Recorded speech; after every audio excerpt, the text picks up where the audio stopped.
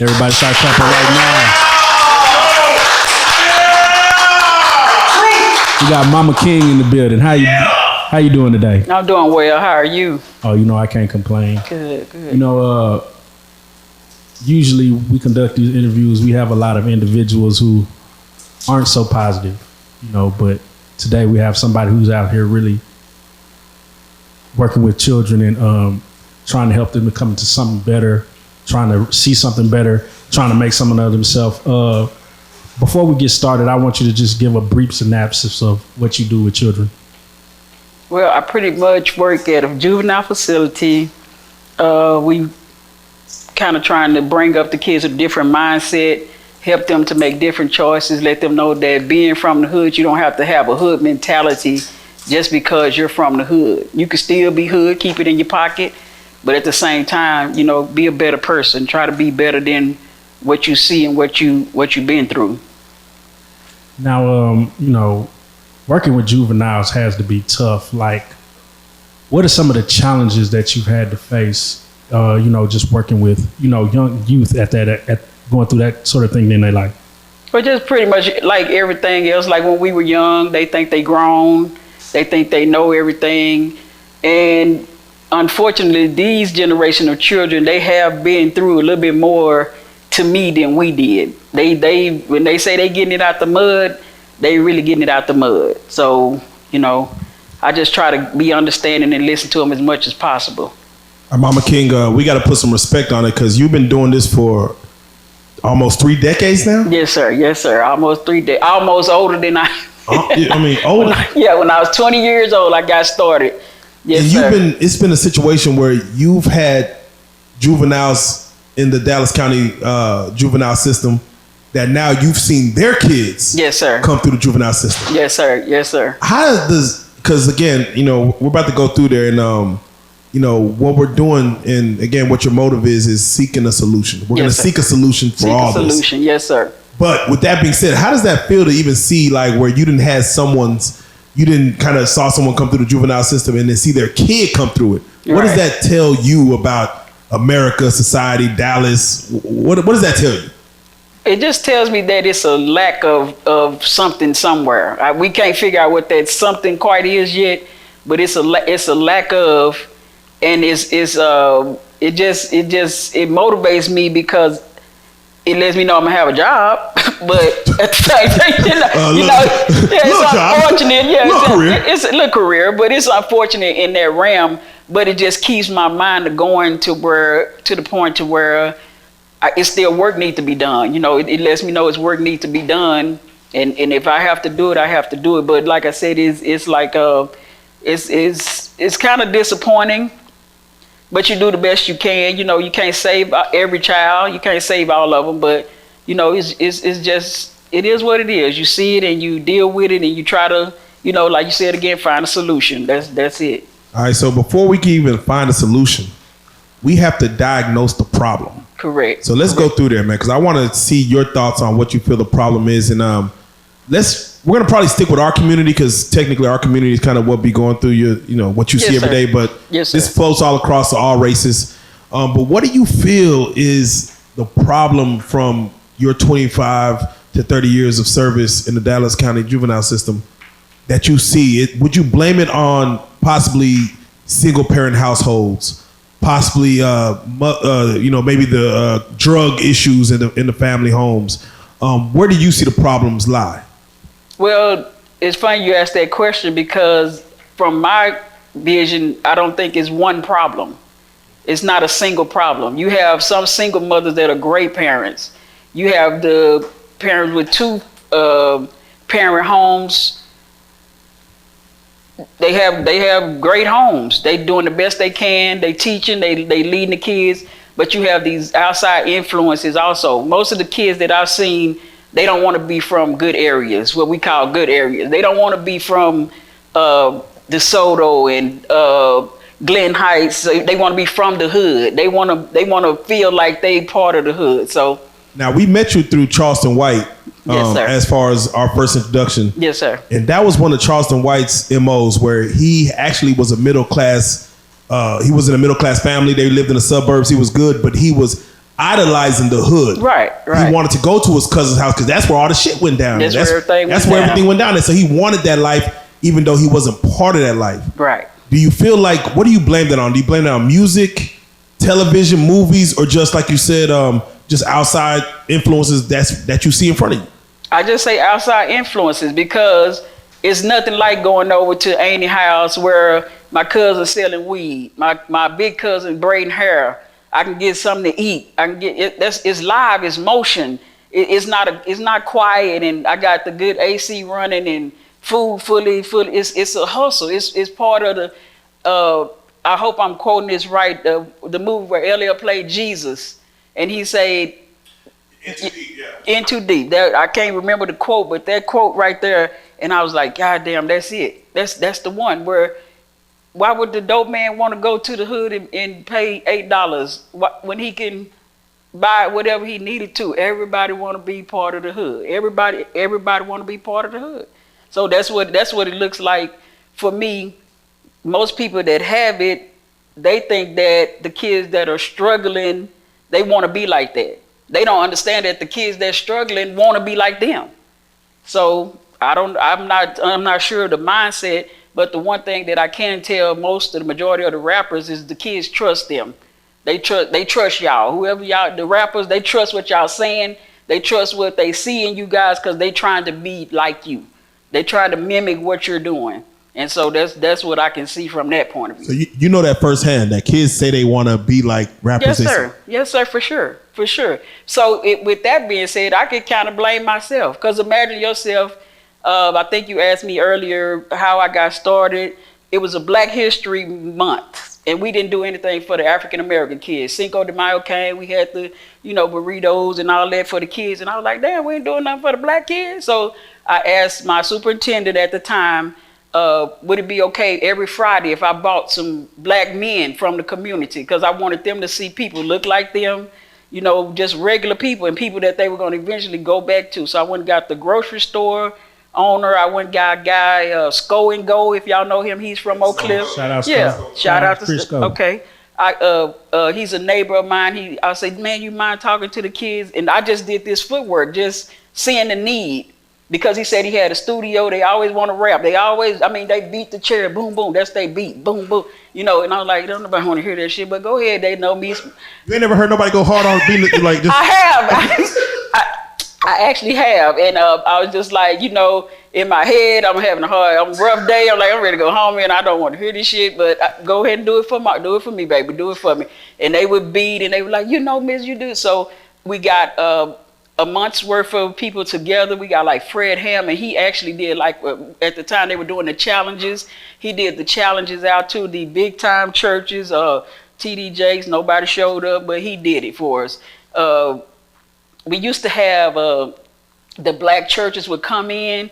All that has stopped, but we got together, and so we did it one year. And so Trap Boy Freddie, I'm very familiar with him. He's like a nephew to me. I grew up with his mom and his aunt, and I just called his aunt up and I said, hey, can you ask Trap if he mind coming up to talk to the kids for me, because they idolized him. They was like, Miss, we like him.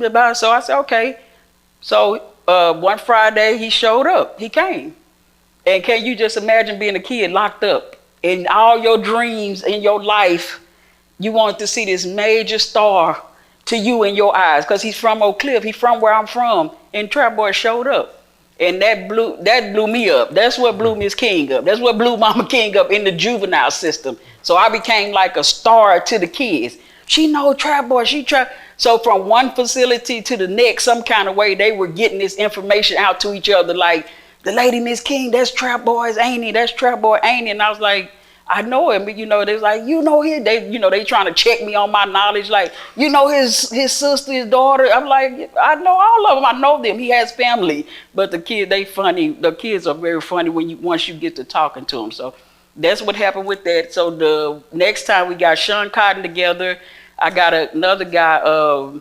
He worked with me, D the Mogul, if y'all, Big D. He worked for the juvenile department also, so I reached out to him, and he knew Sean Cotton. So I didn't know Sean Cotton, but he knew of him, and we got together. This is before Charleston even came along. This was 2 years prior to meeting Charleston.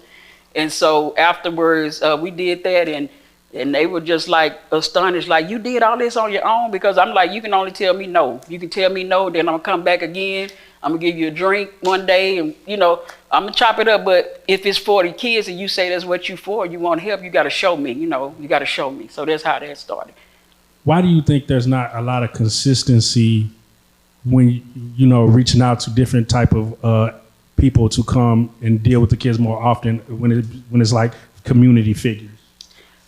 I'm not sure. They want to help. They say they want to help, but at the same time, the kids are still criminals. I think they're afraid of that piece, right? That they still a criminal. Now, are they really? I know there's some cases where a child might just seem like little Jeffrey Dahmer, maybe, but are they really? Right. I mean, you have those ones. I mean, you do. But I mean, for the most part, they're kids that make mistakes. They kids. Yeah. So it's like, how often is it that kids are just in there and they just made a mistake or something? You know what I'm saying? I mean, it's real often. It's quite often, more often than not. But what happens is, once you get inside, people don't understand how more like home that is than not once you get inside. Understandable. So I'm just curious real quick. Mm-hmm. What is the worst case that you've seen come through the system that you had to see? The worst crime or what they did, or what's the worst thing you seen the kid do that came through the system that you got face to face with? I've seen it all. Whatever from kill their mother? Yeah, the young lady in South Dallas years ago, she was 12, killed her mother in South Dallas. Back when I first got started, I think it was like maybe 2000 something like that. And the funny part is, when it happened, the young lady was calling herself dating my nephew. Oh. She lived in South Dallas. She lived up the street, and she called them like on boys, come see a dead body. Oh, and, shit. Yeah. And I almost got subpoenaed, but I got away from it because it wasn't close enough. But she had written my nephew some kind of letter, but she got away with it. But they turned it into a Lifetime story, and they rehabilitated her. Wow. That young lady. Yeah, she was 12 years old. She was 12, yeah. Dating your nephew? They was talking to your nephew. And it was like three of them. And then she ended up, do you know, what was that case? What did she do? The mom wouldn't let her date. And she had it's a big write-up in the paper. You can Google it later.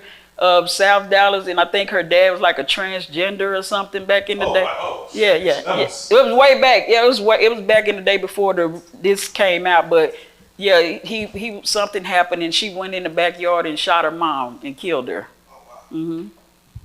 Is there such thing as a kid that can't be helped? No. There's no such thing as a kid that can't be helped. Now, you may have to put more work into it. You may get tired of it, but I don't think it's no such thing to me as a kid that can't be helped. Has a kid ever put fear in your heart? No, sir. Not because of who I am, because I know I'm on a different mission. Now, it's been some pretty big kids. Yeah, but I mean, there's some kids like 12, 13, 14 that, 6 feet tall. I don't give a damn. I don't give a damn, because they kids. To me, your mind is a child. I'm 48. I've been on the street a long ass time. I got a story right now. Kid, solid 6'3", 6'4". They have to stop the building right now for him to just walk through because he got sentenced to a determinate sentence. And he was in the gym on my way here, off work. He was in the gym and he saw me and he ran. Hey, mama, hey, Auntie. They giving me time. They giving me this. I say, what? Well, you can't do nothing. There ain't nothing we can do about it. You sure? And he was like, yeah. But our prior interaction with each other, he came in big, tough. They were scared to say something to him. I told him, I'll knock you on your big ass. I don't care, because you're a kid. Yeah. You're still a kid. It doesn't matter to me. I'm going to get you on the side of the knee. So it's something that I learned back when we was young, Carrie Von Air movies or something. I'm going to get you. before I let you scare me. I just don't fear them. That's all. So have you ever felt like any like evil energy? Like, oh shit, yeah, hell yeah, all the time. Shit, yeah, man, please. Yeah, it's some demonic shit definitely going on. Yeah. Because you got, like you said, when you ask that question, to do things like that, it's got to be some more shit going on. It ain't spiritual. Yeah, it's definitely. Yeah. Eminem said once, little hellions, kids feeling rebellious. Yes, sir. Would you blame it on just kids rebelling? Like, that they'll do anything to just... A big part of it. A big part. I mean, that's what I'm saying. Like, you gotta look at the time frame that I've been there and the interaction. So, I've seen kids come in. I've seen kids get released and die. Like, it's heartbreaking. Like, we had an interview one time and they asked me about the kids that... We had a thing with Charleston... changing lives about the kid that when he did the mothers that the kids had killed. Mm-hmm. So like that's where Mama Duck and all them came in there.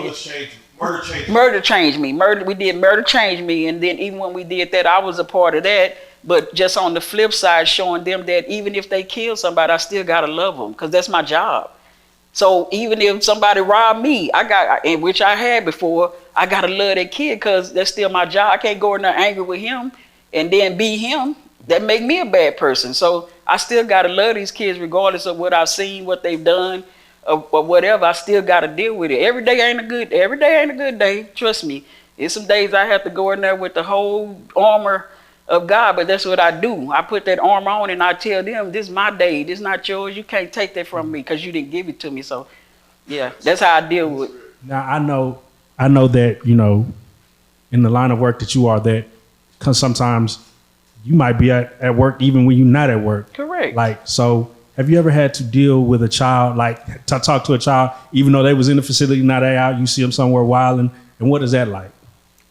It's very humbling.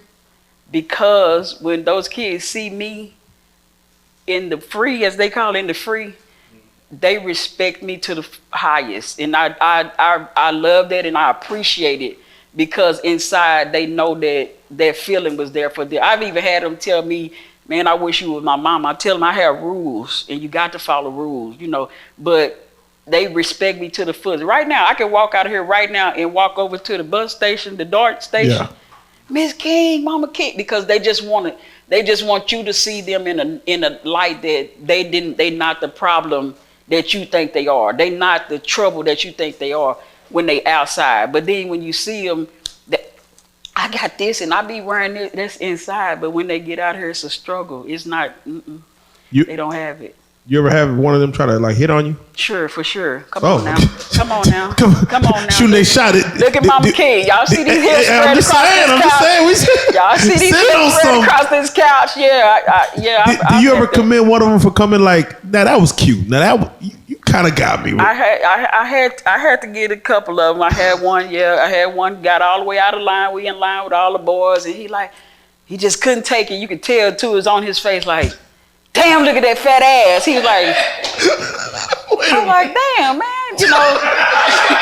we gotta do this, and so, I'm from Oak Cliff. We know how to score on each other, so I'm kind of sharp. I was like, well, damn, look at your little penis, So, yeah. So the same kind of reaction. Let's see where this finna go. And so he goes, and they know I'm like a teacher and a preacher at the same time. So I get them to learn things. I want them to learn. And so after I said that, he said what he said. Oh, miss, why you have to say all that? I said, well, why did you have to say all that? I said, let me explain something to you. I said, everybody in here sees that I have a fat ass. Everybody. It's not hidden. I don't try to hide it.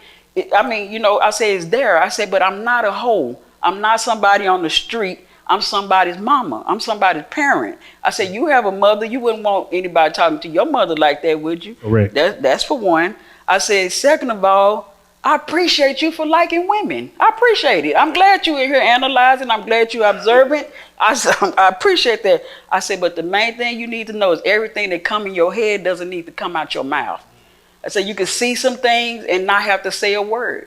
And I respect you everybody will respect you just as much. Because we know what you see. I say, now, God, I'm sorry, miss, my bad. I say, that's okay. I say, shit happen. Yeah, I say, shit happen. Yeah. Respectful every sense. Respect. But that's what I do. That's the kind of stuff I do. I'm not shy of I know it's rules in place. I know they have policies in place. But I'm also unorthodox in that I want y'all to understand it's real life too. Right. When you step out that door, you're not finna holler down no street, Miss King got a fat ass. Cause I'm gonna say some more shit to you, cause we in the street now. This facility is saving y'all. When I get in that street, I'm a whole thug in these streets. Look. Yeah. I'm not trapped in here with y'all. Y'all trapped in here with me. Right? Exactly. My 16-year-old boy just got a tattoo. Okay. What would you tell him? What would you say to him? Did you give him permission? No. I told him not to do it, and I knew he was gonna try to do it anyway. But I told him to put it somewhere that no one can see it, like on his arm. But he got it right here on his forearm, as big as day. Okay. And I told him not to do it because I feel like once you got the tattoo, they gonna treat you like a man, like you older. What would you tell him? Okay, first, because he didn't do it, I said I beat his ass. Ass whooping is definitely. At 16? I wouldn't give a shit. A child under my roof. Does he have his own place? No. If he don't have his own house, you getting your ass beat. It just has to happen. It's just how it is. Not to say I would do it to try to hurt him, but just to let him know that it's still a level of authority here. Cause guess what? They gonna beat your ass out there, and they ain't gonna ask no. They ain't gonna care about you 16. They gonna beat your ass down to the ground. So I would do that at that level just to let him know that it's a level of authority, and then I would pull him back to the side. Now you did it. Now what? Now how do you feel about that? Cause after that whooping means something. How you feel about doing that after I asked you not to? Now you got to earn my trust back. I don't trust you no more. And I just start taking some shit down. I wouldn't care, TV or whatever he got. I just start taking some shit just to take it, just to see how he feel, because he feeling it. And then you got to earn my trust back now. So you walk through there, he's mama, daddy. Oh, I'm daddy now? Oh, okay. And I just walk off. Oh, I'm mama now? Yeah, I'm mama now. Okay. When you were getting tattooed, when you getting tattooed, I wasn't daddy no more. So what the fuck happened? You know. So that's how I treat him. I mean, that's my main thing. I'm as real as I can get. You think I don't got a child that did that? My daughter, but she talked to her dad. He said, okay. I was okay with it because I'm not finna go through the push and pull, but what I say is what I mean. And I stand on it. That's just the bottom line. So that's my answer to that one. What do you think the disconnect is from as far as the respect factor from, children to adults now? I'm asking that because it seems like I hear a lot of young parents say, I'm not going to whoop my kid, or I'm not going to do my kid like my mom and my daddy did me. And, and it seems like it's not working. I was about to say, that's your disconnect. You answered your own question, because that's the disconnect. Because why would you not do something that worked for your parents? Shit, we not disrespectful. Because we stopped talking when some more adult people walked around. That's how scared we was of adults. So why would you grow up and think that you're not supposed to do that to your children? So we come from a different era to where parents weren't trying to be our friends. Right. Now it's like there is a friendship there now. Parents are following their kids. Kids are following their parents on social media. Right. And it's a friendship. Girl, you see what I posted? Or son, you see what I posted? And it's like a more of a friendly thing now. Right. Do you feel like we're a little bit too buddy with our kids these days? Or? We totally, and almost to the degree to where we're letting them take over adulthood, the parenthood. It's like it's becoming reversed. Because I say that because your son's sitting in the house. And I often tell women this too, off the record, I tell them this: he's the man in your house. He's not the man of your house. That man ain't your boyfriend. You can't let him regulate who you dating and not dating. You're not sleeping with your son. You can't be. But he can come in there, who that nigga? So now you sitting up here talking and you acting a fool because you have either put him out, but that's why they lashing out. Because you done put him out, now he has nowhere to go. Now you got a grown man sitting in there challenging himself. But he ain't his daddy. You ain't well, you're not his daddy. You're not his daddy. I was single and I had 3 children, and my oldest son, he attempted something similar to that. He said, tell your boyfriend to give me some tennis shoes. I said, nigga, that's my boyfriend. Your daddy live the corner. I said, your daddy live around the corner. Call your daddy and tell him to bring you some shoes. I'm trying to get me some shoes. But women don't do that. Okay, baby, I tell you, that's first of all, what my relationship is with whoever I bring around, that don't got nothing to do with you. You be a kid and mind your business. Let me regulate the shoes and all that. But that's what we doing now, and it got way out of hand. You know, I seen it where back in the day, you used to be able to take your kid's social security number, you know, run up some light bills in his name. Right. Technology, these kids taking your social security. They taking your social security. Running up a scam likely, goddammit. Yes, sir. And you have no control over it, or you're not trying to control it. And so what's happening is you sitting up in the house, he has 5 or 6 55-inch TVs, and he closing the door. How you closing the door in my house? How you didn't know that was in your house? See, this is why I say it's not one problem. It's not one problem. Because I saw you, my son couldn't bring a basketball from down at the court to my house. Yeah, don't bring it, because I don't want nobody breaking in my shit for no basketball. Take that shit back to the court and let it roll down there. Don't bring it here. But you sitting in the house, 5 or 6 TVs, he got the door closed, they smoking weed, they doing this. And I get it.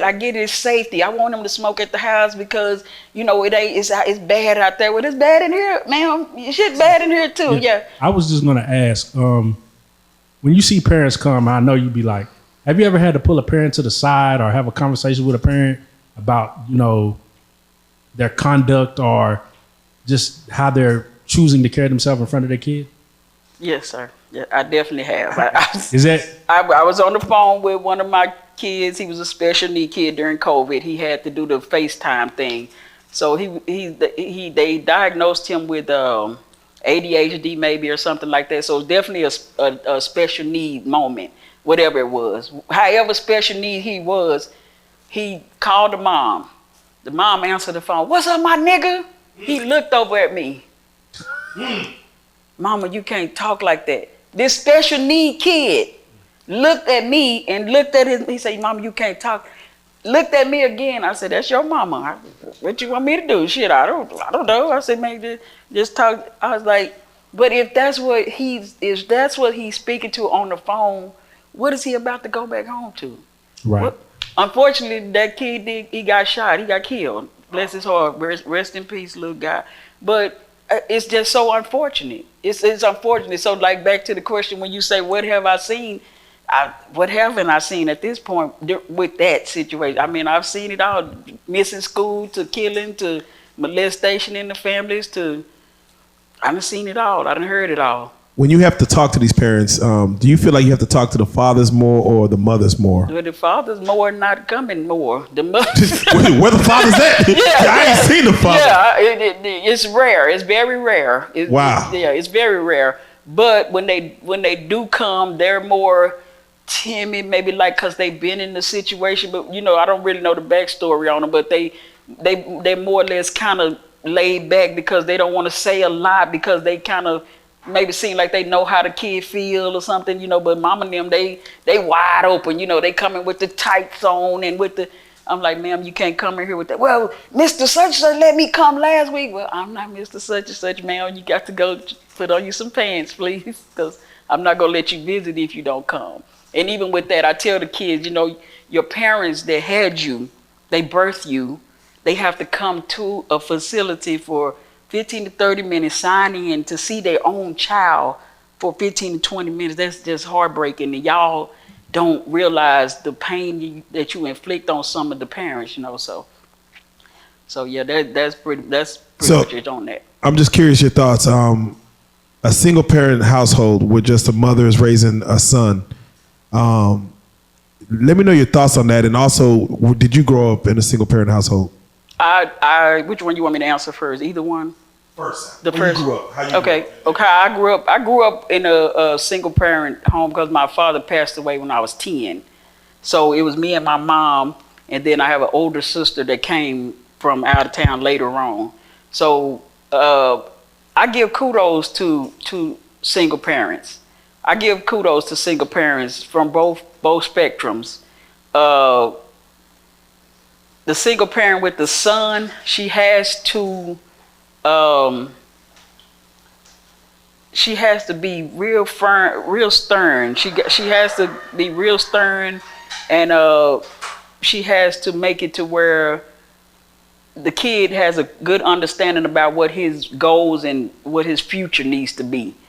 You know, before she lets it get away too far. That's what I see. That's what I see going on. It's kind of like it's a lack of, like, you have kids 7th, 8th grade not going to school. What the fuck what are they supposed to be doing? How you not controlling that? How you not controlling that? And so that's what we were speaking of earlier when I said about it can't, like, it's not one parent solution either, because a parent that, you know, she's like, well, I'm working hard and I'm trying to provide and I'm trying to do this and I'm trying to do that. She's almost as worse as the parent that go to the club every night or every other night. Because it's their presence. The presence is necessary. Mama, you gonna go to my game today? No, I gotta go to work. Mama, you gonna come talk to my teacher? No, I gotta go to work. So where you thinking you're providing, and which you probably are, I'm sure, it's still the presence is not there, and that kid's feeling a disconnect, just like the one that his mama at the club every night. You know, no accountability. So people not taking accountability for, you know, their absence. They're not taking accountability of they might have an issue. When we did that Murder for Change, we had a young lady on there. Her son got killed, and she said, "Shit, it was something wrong with me. I hadn't dealt with my emotions yet." And some of us as parents are fucked up because we think we perfect. You know, we think no, ain't nothing wrong with me. But your child, yeah. And then you just know the daddy when you met him and y'all entangled at that moment, but he probably was something wrong with him before too. So we never take the time to diagnose that. We just go on and you bad, you dumb, you don't know nothing. Well, no. Who have you found it the hardest to break through with, young girls or young boys? Ooh, Jesus. Because I'm a female, I would say girls, but I have a relationship with girls because I'm a tomboy too. Right. I'm not attracted to girls, but I'm a tomboy also, and I grew up like that hood mentality also. So being more real with them, even like when I went back to working with the girls again, you know, they introduced us all. I was in a program and they say, well, you know, we just want you guys to be successful. We want y'all to be successful, and we want this for you. And I said, excuse me, I beg to differ. At this point in my life, I've done this over 20 years. I no longer lean towards my success in kids because I've seen a lot of failures. A lot of things failed a lot of people that didn't make it. I said, at this point in my life, I'm here to just give tools. I want them to have things to fight with, armor. I want them to have weapons of destruction. For instance, if you're gonna be a hoe, wash your ass. Yeah, stay clean, and raise your prices. That's what I can give you. That's the best I can give you. I mean, I'm just saying. I mean, you know, and I feel that because I have a young daughter, and I struggle with just keeping it all the way 100 with it, or, you know, just kind of sugarcoating it. And I be wanting to lean on be real, but my real is too real. No, it's no such thing as too real, because if you don't give it to her, the streets will. That's how real it is. Because whatever you not saying, it's a nigga out there don't care nothing about her feelings, because that's your daughter. That ain't their daughter. So it's better to come from her daddy. You're her first love. You her first man. You her first insight on what a man's supposed to tell her. So if she hears it from you, that she can't say that she haven't heard it before. Oh, I knew you gonna say something. My daddy told me that. So I knew you were gonna do. I felt like you was gonna do that. Then she won't be so quick to try to abscond away from you, because she'll start hearing it, and then she'll know how real it is. So you're the best person to tell her. I definitely agree with that. We have a 16-year-old daughter and an 18-year-old daughter, and I feel like in this day and age, like when maybe I was younger or you were younger, it was a little bit more easy to shield your children from certain things. Right. But due to social media, like, you can't shield your children from anything at this point.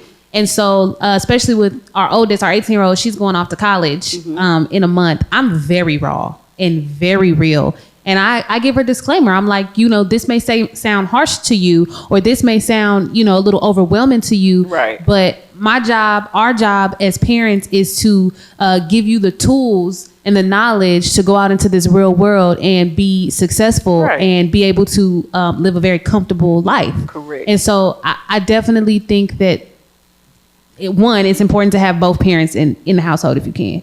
Because even with our sons, I'm not a man. I don't know what that's like. I can't tell you what how to be a good man. Right. Because I'm not a good man. I can just tell you what I think I want in a man, and that might not be damn good because I picked your daddy. So, and where's he? Like, yeah. So I say all that to say, do you agree? And what's your level of importance as far as having both parents in the household when you're raising children?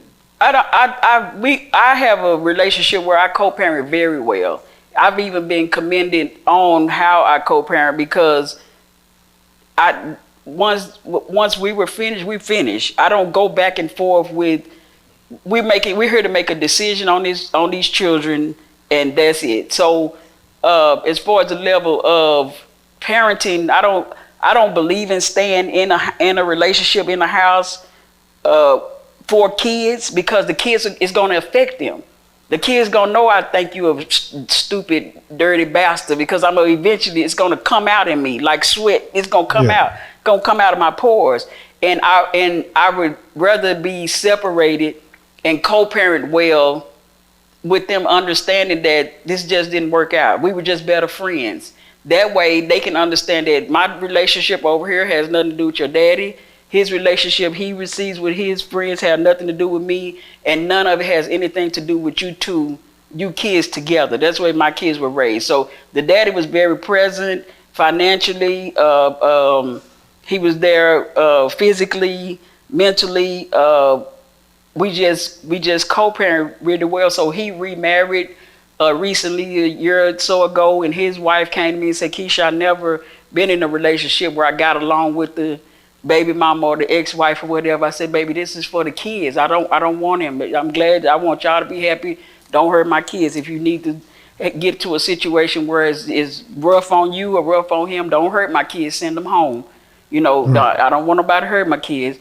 But even so far to the point where he has an outside daughter, and he would call me for advice for her. What you think I should do? I said, go get your baby. Go get your child. Don't let nobody, no woman or whatever, stop you from being the father you need to be. And so when my daughter graduated, my oldest son, dad was there, and his wife, her daddy and their daddy was there. I had 4 or 5 damn couples there, and none of them wasn't with me, but they was there for the kids. That's how we co-parent. I don't give a shit. It's for these kids. It's these kids. Bring them together. They didn't ask to be here. That's so real. Let's do it. Make it work. And speaking of like an 18-year-old girl going to college, should you keep it raw and real with them to where you tell them like, hey, somebody will try to put a molly in your champagne or spike your drink, and they will try to date rape you? Definitely. Should you let them know up front of the horrors? Like, let them know worst case scenario. Yes. So therefore they could be prepared. You definitely have to, because what you don't want is them to call and say they already did it. They didn't recognize it. I have my sister. She's kind of upper escalon, and she would use the little funny names. The nicer, little nice, your little juice box and all that. I said, your pussy, because guess what? A man gonna ask you for some pussy. He not gonna ask you for no juice box. So you need to say the words that match what you understand. I don't even know if you understand vagina, because they're not gonna quite use that as much. They're not gonna use that. So you got to be real. You have to. So my daughter, she threw a whole boomerang on me. She say, "Mom, I like girls." I said, "Oh shit, okay, well." They'll do it. Yeah, they'll do it too. And that's my point of that. I told her I don't condone it. I'm not gonna agree with it. If you bring her around, we're gonna talk about y'all. We're gonna score on y'all together. But a girl is just as aggressive. Yeah, a girl is just as aggressive as a guy, and even more so. You have to be careful with all that. Don't get it twisted that because she's a girl, that it's finna be easy, and because I done seen some of them relationships be terrible, and I'm like, that's your choice, but don't bring it to me and don't force me into it right now. Give me some time. I'm trying to get into this, gender thing and all that. I wasn't born like that, so it's hard for me, so I don't accept it right now. So it is what it is. I'm just letting you know. Yeah, because a lot of times when you date a girl, I've read that there tends to be a lot more domestic issues with a woman because it's not the everybody same emotional. as a man putting his hand. Like it's not the same as everybody emotional. Yeah, a man put his hands on you, call the police, they gonna take him to jail. Y'all two females in here fighting, so you know what I'm saying? Right. But Megan and Kylie, but even Kelsey, I mean. But even like in the Juvenile right now, we're going through a big heavy thing because it's out now more, and so everybody's everybody's emotional. The girls are emotional, and everybody's going off of emotions. You know, she looked like this, she pretty, and I like her, and you don't like no girls. You was just with a guy. You in here for sex trafficking. Now you like it. What? It don't make sense. You're in here for being a prostitute. What are you talking? But it's something to do. We call it gay for the stay. You gay for the stay. So, I mean, we get it, but you have to be real. It's all about being real. So, how is it handled now with the whole trans and, you know, the girls who identify as boys and the boys who identify as girls? How does that work? You ever heard of unprepared, right? It's handled very, very lightly, but it's happening. And I would always say this thing when we had meetings, like we are reactive and not proactive, and that's kind of what has happened in that sense. It's one of them things you just really can't get used to it. You can't. You don't know until you know. You don't know until you see it. Like, oh, wait a minute. Have y'all had any young men in there coming in there trying to say they identify as? For sure. So, but you know, some of them they be lying. We won't know until we know. We won't know until we on the news. Like, hey, shit that went down. But because until then we have to respect it. You know, that's with anybody, with adults. With the kids, anybody. We won't know until we won't know until we know. Y'all ask them, what do you identify as? We can't ask them anything. You can't? I thought you're supposed to ask them. Well, you can't. But it's a certain rule under that. You can't just ask. I know you can't assume. Right. But if they tell I think they let you ask or write on paper. Right. This is what I identify as. I think that's why I say I haven't did the intake logistics yet to give you sure facts about it. So I don't want to tell you that. I don't want to tell you something ain't right. So I'm not sure about that one, though. What do you do about young men who come in there and saying they got ops in here or this my op over here? But of course, they all got ops. They all got ops. That's what. But no, like they all in the same facility together. We have to deal with it accordingly, like we do anything else. Every generation has had their thing. So we had one real bad flood of what were they like? Travatuche. I can't say it. I don't want to be disrespectful. They like the MS-13. There you go. We had a big wave of them. They came in that sucker, and if I tell you we got them out of there so fast as we could, boy. Because that was something we wasn't ready for. We wasn't. They ain't playing. They don't play. They don't play for real. So it was like, but that was back in like 2000, like with one of my first encounters of like gang vibe, gang situations inside of there. But to say the least, Dallas County is one of the most protective. We're one of the most protective facilities that there is, like, in the world, like, because people come to us to see, because it's like they're trying to figure out how do we control the gang population, how do we, because like they were saying some shit like you can't go to Chicago, they be at it, you can't go to California, but for the most part, so Dallas County, we have like, they go to school, they get up and go to school every day. It's not a lot of sitting around. They have different programs inside. They have a scheduled activity daily. And then we do try to keep them separated as much as possible. So, have you had any escape attempts and escape successes? Like, no successes. I think we had maybe one attempt out of the 20 years I've been there. Maybe one attempt, but they found. I think it was a guy. I think it was a guy. They got him, but that's for couldn't get far. Yeah, but for the most part, like them kids don't. I'm telling y'all, they don't want to go. Like, I mean, like I said, it's more. It becomes more of a home than a home. Just to explain that a little bit. So just imagine you're in a place to where, okay, just say you hit a lick, you rob somebody. So you go in there, and then mama ain't been at home. Mama work every day. So when you get there, you have 3 staff a day. You have 3 staff a day. You have 3 meals a day. So you have to think you good on food. You got air conditioning. If it's cold, you got heat. So you taken care of all the way as far as people are there. So we become more of a parent to the kids than the actual parent. No, very They're true. looking for me to come. You're showing them something they probably haven't seen in weeks, if not months. Consistency. That's it. Would you say kids and juveniles need therapy? And if so, do you feel like they should have therapists in schools, like in high schools and things like that, like true, like real therapists versus counseling? I do. I feel like they need both. They do get therapy in the juvenile. They do. They take psychological tests and everything. And also, I do think that the kids on the outside should be provided some type of therapy to a certain extent, besides them going to ask for it or them going to a counselor, because they're not going to generally ask for. Yeah, now they never do. Yeah, they're not going at that capacity. They're not going to generally ask for the services that they need. Yeah. Now you mentioned you were robbed before. Was that by some juveniles? Was that by some kids? Yeah. Yeah. Can you walk us through that? Like what happened with that? Well, it's basically one night they were having a party in front of my house. It was older kids, high school kids, and I think I went somewhere, and then when I came back, I noticed that the back door was kicked open.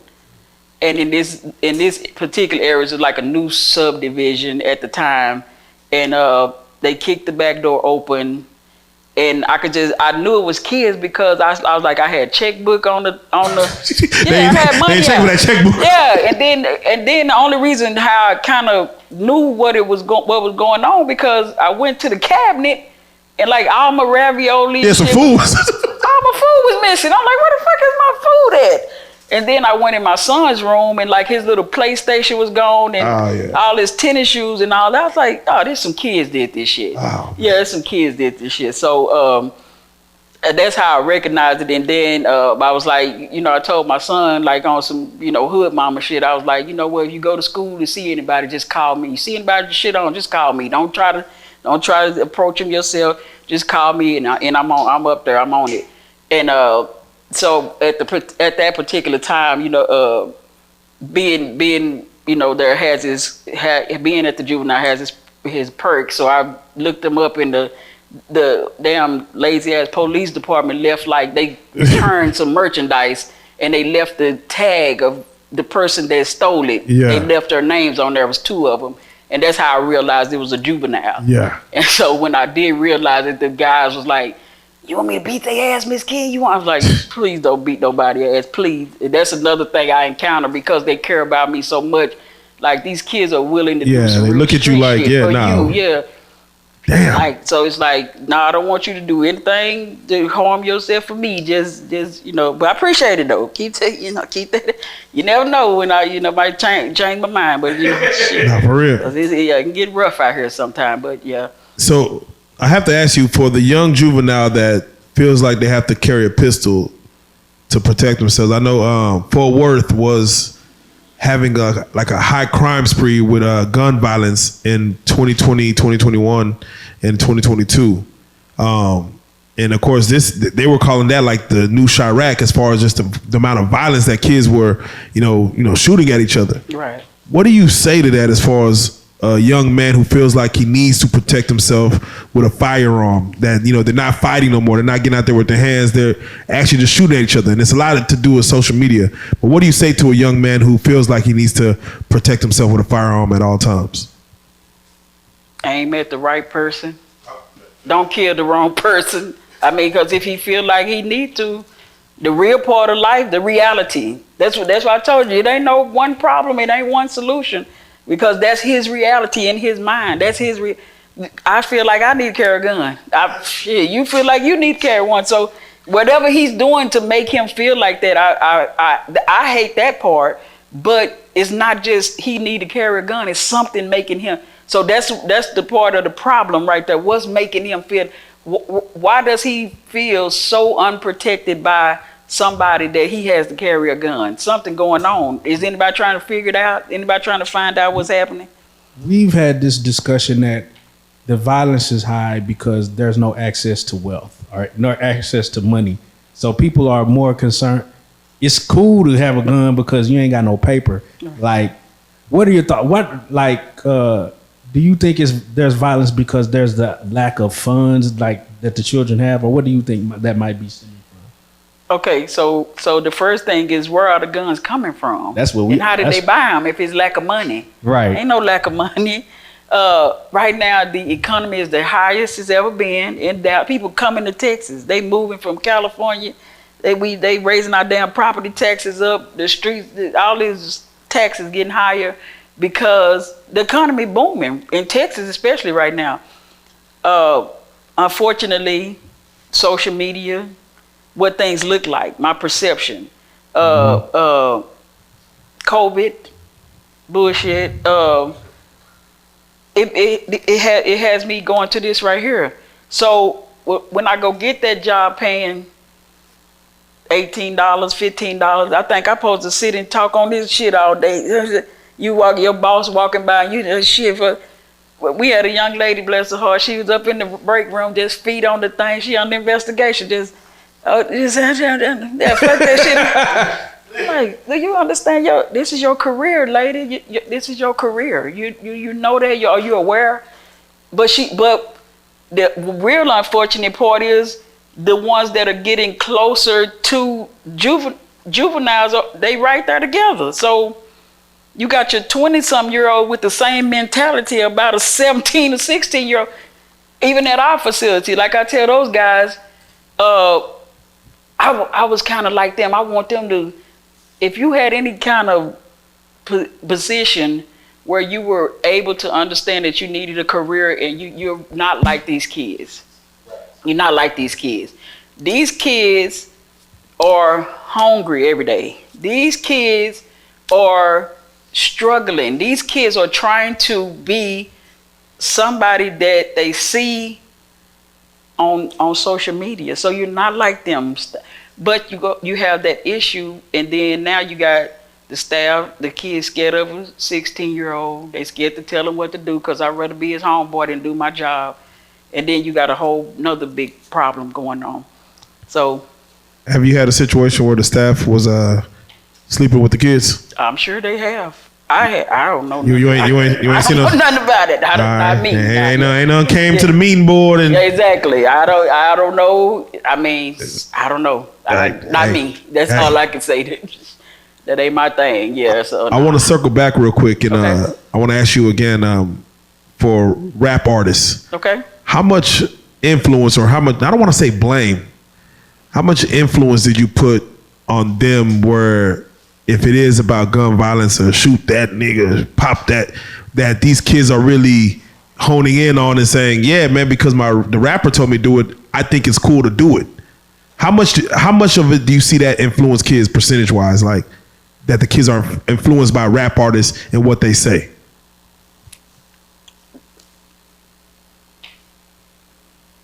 I'm not even sure because I don't know how they understand what the fuck they saying. Half the time I can't understand the shit, but pig Latin. Yeah, right. But they're I think they're picking and choosing, and also their lifestyle in their mind at their particular time, what they're going through at that particular time. That's what I think they're relating to. So. Cause this, I see this. I hear some of the rap music too, which like right now, like I said, even on the radio, it's ridiculous. It's ridiculous. I got that ridiculous. So just a little backstory. I go to work, and I hear it on the radio. I don't know what this shit means. So I'm just like, you know, I'm trying to be hip and fun and shit with the girls, and I like to, you know, get into the meeting so we can all have a good rapport relationship with each other. So I go in, I holler out, pop out like raccoon heads, because it's 6 o'clock. I got to wake them up. I'm trying to get them crunk and shit. I heard it on the radio. I'm like, okay, it's good. It was on the radio. One day somebody said, do you know what that mean? I said, no, I don't know what that shit mean. I heard it on the radio. I Googled this shit. Oh my God. We not doing, I said, oh, okay. I apologize, guys. Let's have a group real quick. Miss King would not be saying pop out like raccoon heads no more on the radio, because that shit is foul. I was like, what does this mean? And then it says, when you pulling out like you raw. I was like, oh my God, I've been saying that to these fucking kids. Man, we supposed to be here to protect and serve, and I'm telling them to pop out like raccoon head. Oh my God, I feel like such a slut. I'm like, but anyway, yeah, like, yeah, now I know. So you do better when you know better. So now we saying some more stupid shit, but it's okay. It's all in fun, but we're not saying that anymore. But I mean, rap music is catchy. Rap music is catchy. I can't say anymore that I put the majority of it on the rappers anymore, because it's become more relative to the kids and their lifestyle than the rappers are saying. These kids are doing that shit. Like, in their mind, they doing it. So we've had a lot of discussion about what the problems are. So just from what you've seen in your time of working, what do you think the solution may be to help these children? If it's okay, can I grab my phone real quick? Because I actually had a group today before I came. I told them about you guys. They were really excited, you know. Oh yeah, they know. I said the kids know y'all. I'm old as shit. I don't know nothing. I always want to make sure that their input is valid, because that's who we talking about. They who we ask. I can give you a bunch of answers that I think is an answer, and don't know what I'm talking about. But like I said, they said that. My question to them was, if you were released in the community today, right now, if they say, "Hey, get y'all stuff, y'all can go," what would you need today? So even with Charleston, what we came up with, we got some guys to donate clothes. Dewberry donated some clothes. We kept it going, because my thing that I saw is that when you get out of there, you want to be fresh. For sure. And your mama working, she got 2 more kids. You don't wear the same size. You wore a 32, you came there, you wear a 36. Now you done ate that good soy meat and all that stuff. So you done thickened up. You probably about 2 or 3 feet taller. So you need some new clothes. So I said, well, Charleston, help me get them at least 5 outfits. Because one outfit ain't you can't wear the same shit over and over. So give me 5, give them 5 outfits. So I came with a clothing closet for our facility out there. So I said, let's give them 5 outfits, including underwear, socks, the little flip flop thing, because I want to be cool too. Even though I know I ain't got shit, I want to be cool. Shorts, the little shorts, like the basketball shorts. Let's get that. And some t-shirts, just give them 5 outfits to get started, and then maybe they can, until they get ready, if they in school, maybe give them, 5 or 6 school outfits to wear, because I want to be fresh, and some tennis shoes. Let's do that. And so these kids say they need more community support groups, because we don't have them. Parenting classes for the parents, anger management classes. They said more social events with relevant topics that don't cost a lot of money, because everybody can't afford stuff. More community events. They said shelters for children 13 to 17. 13.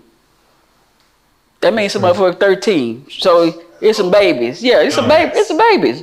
Babies out here. They really didn't want it to be adult based, because the adults start messing with the children. Then that become a problem. It ain't safe. Right. Safe place cards. Some cards put in different stores. QT, 7-Eleven. You can go here, call this number, and we'll pick you up. Uber somebody pick you up, and we'll take you to a place. Contact safeties. Wow. Community safe places. And then I talked to another guy that I communicate with often, and just teaching them financial literacy. Y'all buying that little dope and all that stuff. Put your money, invest in something. Open a bank account. on your own. Do this stuff on your own once you get to a certain age. And that's the kind of stuff that I talk to these kids about on a regular. You know, like I tell them, it's no, everything is realistic to me. And those solutions were from kids. Kids. All right, man. Yeah. That's where you got to, that's the foundation. That's where we got to start. Adults are trying to figure out the solutions. And for you to read those off, we need to really take heed to what these kids are talking about, what they need. Yes, sir. They the one needed. Definitely. What would you like to see implemented yourself, either through laws, through community service, or what would you like to see immediately happen in the next 3 to 6 months to help some of these kids that you see that come through your system? Kind of what I'm doing right now. Guys like you helping me create a platform. Guys like Charleston, once he stopped cussing everybody out, and Dewberry, where they can see the real work he does, because the man do some awesome work. That he started off with the kids. Yeah, definitely. And what people don't realize, even if they do it at home, you don't want to see people cussed out, but he telling the truth. For one, he's not lying. And then it's your delivery. Some people like they package handed. Here your package. Sweet. Well, he throwing the bitch to you. Here, take this shit and deal with it how you deal with it. So, I mean, it is, but it's still the package. It's still there. It's still all together. So what I would like to see is basically that. Like I said, I would like to be a part of it. I'm trying to strengthen myself to believe that I can do it, but I want to do like a Solution Dallas, create a platform like that. To where we all get together, you guys, us. I have so many people. I'll do it. Show me.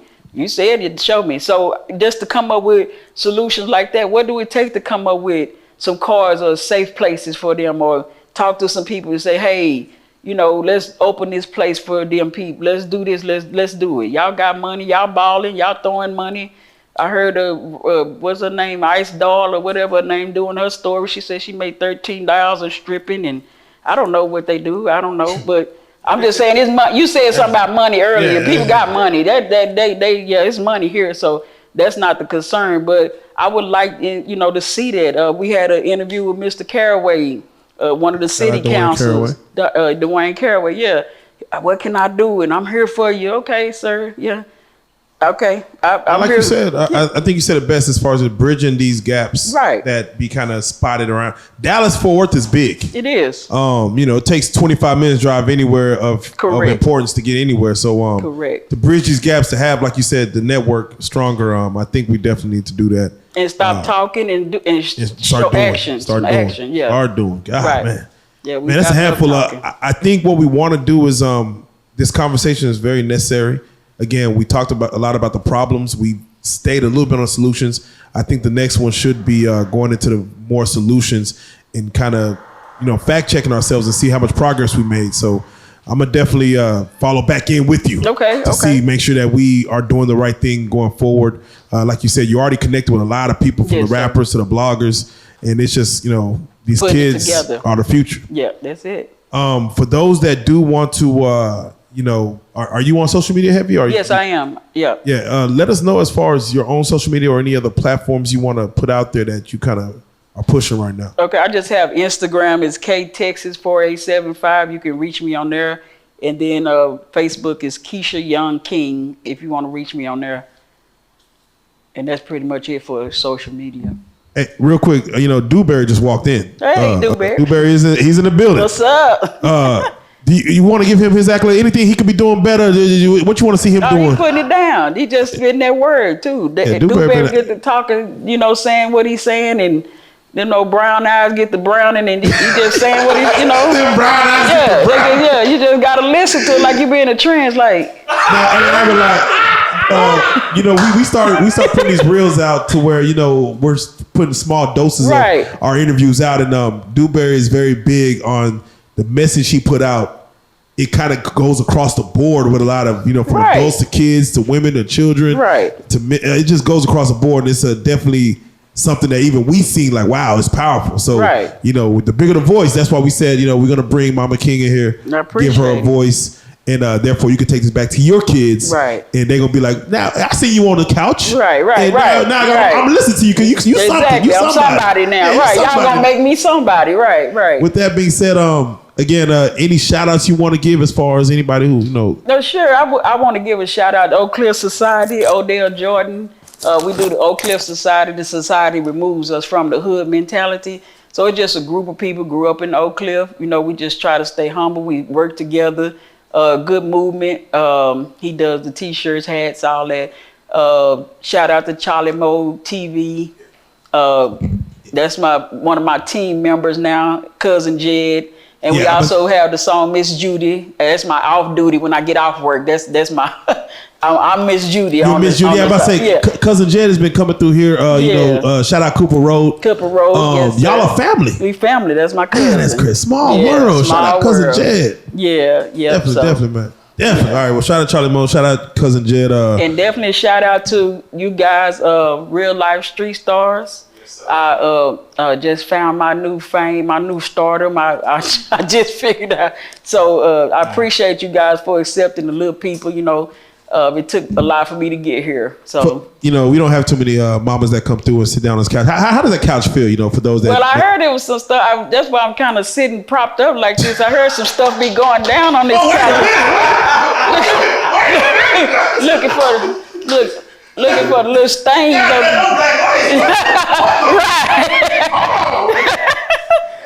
Man. But yeah. It feels pretty good over here on this side. Yeah, I appreciate you guys so much though, because like I said, I do understand that you guys are busy people. You don't have to do a lot of things, but also at the same time, it's important to reach into the community. You know, I was once told in one interview that I was like hood royalty. You know, like that hidden gem in the hood.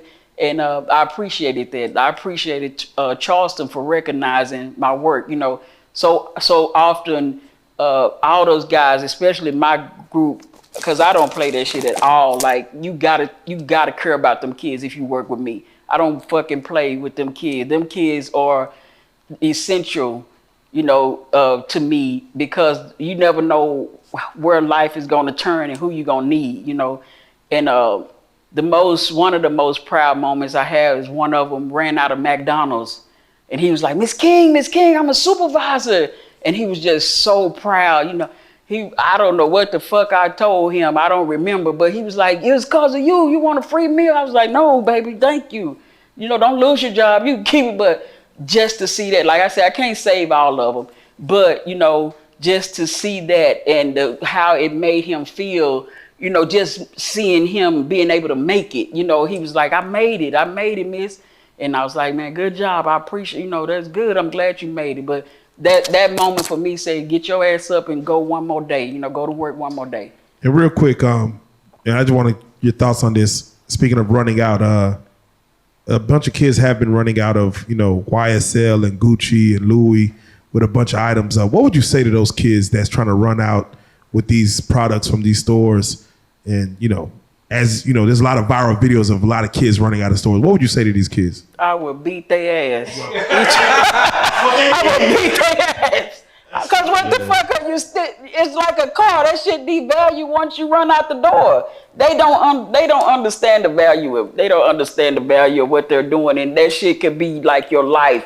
If somebody shoot you or kill you for that stupid shit, that's stupid. But it's crazy. That's why I say I can't just blame the rap. It's the designer shit. We can blame anything that to them, because it's to them. It ain't what we think. Because there's no way I'm finna run out of the store. Who's gonna buy it? You're gonna end up giving it away. I'm never gonna buy it at the value that you think you're gonna get for it. And then you not finna walk around with that shit because I know you stole it. I just saw you run your stupid ass out of the store. 15-year-old full outfit of Gucci on. It's not real. And then when you add the conversation about the ops and being fake, and that's what I tell them, baby, when you're stealing, you're being fake. Because you're pretending to have something that you don't have because you stole it. Just because you're wearing it, that don't mean that it belongs to you. I could teach a class on this shit. I'm telling you, I could teach a class on this shit. It's just like, it just comes natural to me. And like I said, I can't even end this without thanking Jesus, thanking God, because I appreciate Him for what I have, and I do realize that I'm rare, and I do realize that I'm passionate about what I do. And I do say fuck and Jesus in the same sentence because that's reality for me. So don't discredit my my gangster, but I love the Lord at the same time. So. Well, there you go. I don't know when retirement is going to come, but it's going to be a hell of a party once you do. Yes, sir. It's going to be, the city's going to mourn because you've been doing it for this long. Yeah. But I got to say it, you know, Mama King, once again, it's a blessing to have you on this couch, on this platform. Thank you so much. Speaking your truth, and thank you for your message. Thank y'all so much. I hope it reached somebody. Yes, I want y'all, you know, let them light up the comments, man, as far as them just telling you. Yeah, give me some feedback. Give me some feedback. Yes, sir. There you go. We got to say it, man. You know, it's that time. Mama King, you are a real life street star. Thank you. Let's go. We salute you. Hey.